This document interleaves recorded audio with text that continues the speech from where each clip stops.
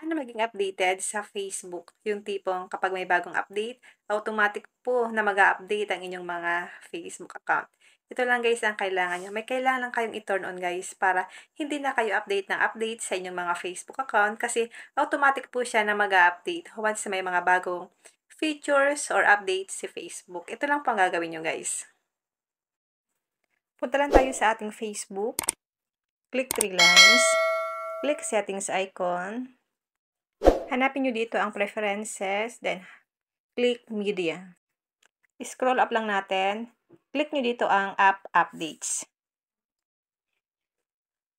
Kailangan po naka-turn on itong auto-update Facebook, tsaka itong Facebook update available.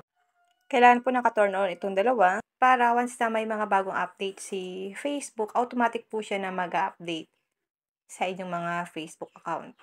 I-turn on nyo lang po itong app updates kay Facebook para nano-notify ka once na meron silang mga bagong features or update na pwede natin gamitin.